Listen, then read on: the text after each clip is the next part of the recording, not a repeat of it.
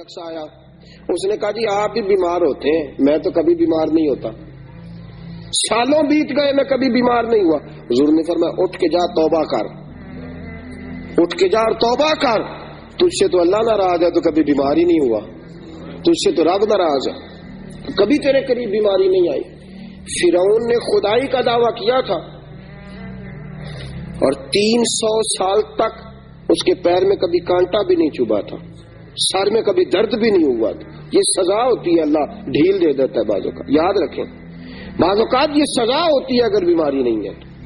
دیکھ کے بیماری رحمت بن کے آتی ہے, بیماری شفا بن کے آتی ہے, وہ بندے کی خطائیں لینے کے لیے آتی ہے. اور اگر تو کبھی تھوڑا تھوڑا بیمار رہنے لگا تو پھر سمجھ تجھ پہ فضل ہونا شروع ہو گیا, رحمت کے دروازے تیرے لیے کھلنے لگے ہیں, وہ تجھ پہ مہربان ہو گیا. اللہ کے بندے اکثر علیل رہتے ہیں, اکثر ان کی طبیعتوں میں کمزوریاں رہتی ہیں, اکثر بیمار رہتے ہیں, اور بزرگوں کے حالات پڑھیں تو پتہ چلتا ہے کہ کہیں کہیں کہیں کہیں کچھ نہ کچھ معاملات زندگی کے ساتھ رہے. ساتھیوں یاد رکھیے گا یہ تو علامت ولایت ہے, یہ تو اللہ کا بندہ ہونے کی علامت ہے. بیماری کا آنا, کمزوری کا آنا, کہیں کہیں تکلیف کا آنا گھر میں, یہ کوئی ایسی بات تو نہیں. اور پھر بیمار کو پرہیز بھی کرنی چاہیے, بیمار کو سبحان اللہ. اب ہمارا مزاج ہے نا یہ لنگر دا حلوہ ہے جنہ مرضی کھاؤ, یہ کدھر سے نکالا جی آپ نے, یہ کیا بات ہوئی جی, یہ تسی جی کرو اللہ رسول کا نام لے کے, کیسی بات ہے جی بھائی, یہ کس نے آپ کو کہاں سے نکلی ہے یہ چیز. الحمدللہ میں لنگر کا قائل ہوں, لنگر پکتا ہے, کھلاتے بھی ہیں کھاتے بھی ہیں, لیکن ایک بات یاد رکھیں, حضرت علی المرتضیٰ کی طبیعت علیل تھی, ایک جگہ پہ حضور کے ساتھ مہمان ہوئے, وہاں کھجوروں کی بنی ہوئی کوئی چیز پکی, حضرت علی نے کھانا چاہی, حضور نے منع فرما دیا, میں تیرے لیے بہتر نہیں, تیرے لیے بہتر ہے جس اللہ رسول کا نام لے کے ہم کھائے جا رہے ہیں اور وہ چیز ہمارے لیے مضر صحت ہے, وہی تو رسول پاک اپنے سامنے بٹھا کے منع فرما رہے, تو میں تیرے لیے ٹھیک نہیں. اور پھر ان کے گھر میں سرکہ بن کے آیا, حضور نے فرمایا علی اس میں سے کھاؤ, یہ تمہارے لیے بہتر ہے, اس لیے کہ حضور سب سے بڑے طبیب ہیں کائنات کے, رسول پاک کائنات کے سب سے بڑے. اور ڈاکٹر تو نسخے بدلتے رہتے ہیں نا, ڈاکٹر صاحب کے پاس دوائی لینے جاؤ, اگلے دن جاؤ ٹھیک, میں نے دوائی بدل دی, اب آپ ٹھیک ہو جائیں. بخاری شریف کی حدیث ہے, میرے حبیب پاک کے پاس ایک شخص, یا رسول اللہ میرے بھائی کو دست آ رہے ہیں, حضور نے فرمایا جا جا کے شہد پلا. آیا کہا یا رسول اللہ کو زیادہ ہو گئے ہیں, حضور نے فرمایا جا شہد پلا جا کے. پھر آیا کہا حضور بڑھ گئے ہیں, فرمایا تیرے بھائی کا پیٹ جھوٹ بولتا ہے, اللہ کا نبی سچ کہتا ہے, تیرے بھائی کا پیٹ جھوٹ بولتا, اللہ کا نبی سچ, جا جا کے شہد پلا. وہ کہتے ہیں گیا جا کے شہد پلایا, اللہ نے شفا عطا فرما دی. حضور علیہ الصلوۃ والسلام طبیب اعظم رسول کریم صلی اللہ تعالی علیہ وسلم نے منع فرمایا یہ تیرے لیے بہتر نہیں ہے, تو اسے استعمال نہ کر. تو یہاں اس بات کو ذہن کے اندر رکھیں کہ جو چیزیں اللہ تبارک و تعالیٰ کی پیدا کردہ چیزیں ہیں, تو جس طرح بہت ساری چیزوں کو اللہ نے مسلمانوں کے لیے ویسے ہی حرام قرار دے دیا ہے, اگر آپ کی طبیعت ٹھیک نہیں ہے اور کچھ چیزیں آپ کے لیے مضر صحت ہیں تو دین اس کی گنجائش دیتا ہے آپ کو, اس پر پورے دلائل رکھتے ہیں ہم کہ ان چیزوں کو نہیں استعمال کرنا چاہیے, رب رسول نے منع فرمایا. تو ہم اگر بے دھڑک ہو کے خود اپنا نقصان کریں گے تو یہ بھی تو ایک بات بری ہے نا. وہ ایک روایت میں آتا ہے کہ 10 آدمی, فتوح شام نے لکھا ہے کہ جب حضرت سعد بن ابی وقاص رضی اللہ تعالیٰ عنہ کی سرپرستی میں یرموک کا جو ہے وہ معرکہ فتح ہوا ہے, تو وہاں 10 آدمی تھے جو پیاس سے تڑپ رہے تھے. ایک کے پاس پانی لے کے گئے تو اس نے کہا نہیں دوسرے کو پلاؤ, دوسرا, تیسرا, چوتھا, پانچواں, اب 9 آدمی وصال کر گئے. 10ویں کے پاس پانی گیا تو اس نے پی لیا.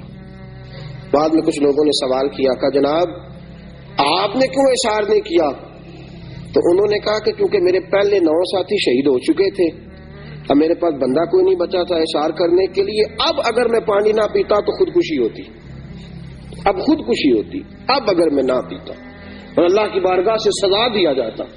اس لیے دینی معاملات جو ہیں ان کی جو حدود ہے ان کو وہاں تک رکھا جائے گا. ہم اپنی مرضی سے اپنی ذات کے لیے، نفس کی خواہش کے لیے دین کی تشریحات، توضیحات، تعبیرات کو نہیں بدلیں گے.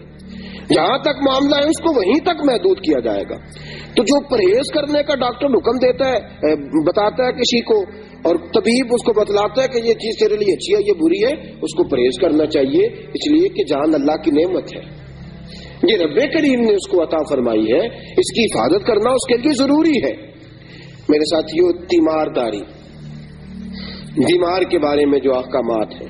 اب ہے معاملہ تیمارداری کا. حضرت سعد بن ابی وقاص رضی اللہ تعالیٰ عنہ فرماتے ہیں میں بیمار ہو گیا تو میں نے اپنی بیٹی سے کہا، بیٹی کسی کے ہاتھ حضور کو پیغام بھیج، رسول پاک کو پیغام بھیجو، بتاؤ کہ سعد بیمار ہے. فرماتی ہیں کہ میری بیٹی نے پیغام بھیجا، رسول پاک تشریف لائے. اور یہ تیمارداری نہ درد دل سے ہوتی ہے. حضرت سعد بن عبادہ فرماتے میں بیمار ہو گیا تو بڑے سپہ سالار تھے، بڑے جذبے والے صحابی تھے. حضور میری تیمارداری کرنے آئے تو رسول پاک نے میرے ہاتھ کے اوپر ہاتھ رکھا تو فرماتے ہیں کہ میں نے حضور کا چہرہ دیکھا تو پیارے مصطفیٰ کی آنکھوں میں آنسو تھے. تیمارداری کرنے ہیں، درد دل ہے نا، محبت ہے غلام کے ساتھ. بعض اوقات بچے بیمار ہوں تو ماں باپ کی آنکھیں باہر آتی ہیں، محبت ہے.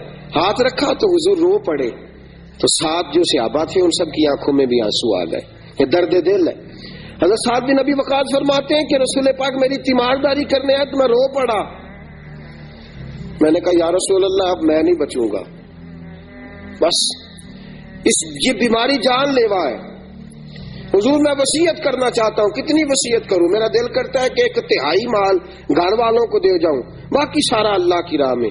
حضور نے فرمایا نہیں، 1/3 اللہ کی راہ میں، باقی سارا اپنے ورثاء کے لیے وصیت کرو. اور جہاں تک تمہارے جانے کا خیال ہے فرمایا اللہ تمہیں شفا بھی دے گا اور زندگی بھی عطا فرمائے گا. جہاں تک تمہارے جانے کا خیال ہے اور تمہاری اس بات کا تعلق ہے کہ اب نہیں بچوں گا، اللہ شفا بھی عطا فرمائے گا اور زندگی بھی عطا فرمائے گا. حضرت سعد بن ابی وقاص فرماتے ہیں حضور کے وہ جملے تھے، ساڈے نبی دی زبان ساڈے واسطے قرآن، رسول پاک کے وہ فکر اثر بن کے دل پہ لگے.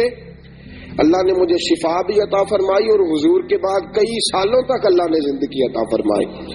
کئی سالوں تک رسول پاک علیہ الصلوۃ والسلام کے بعد تو بڑی جلدی دل چھوڑ جانا بیماری کے عالم میں، یا لواحقین کا یہ کہہ جانا کہ بس بھائی اس کی بھی اجازت نہیں ہے، ہم کیا کریں گے، ہمارا جو مریض ہوگا اس کو تسلی دیں گے.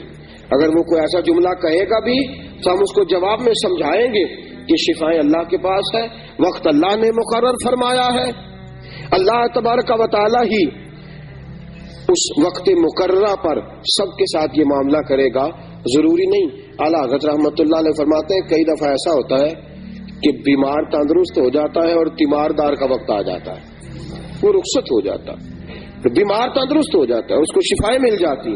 تو یہ کوئی ضروری نہیں کہ جو بیمار ہے وہ ہی جانے والا ہے، یہ تو سب کو تیاری رکھنی چاہیے.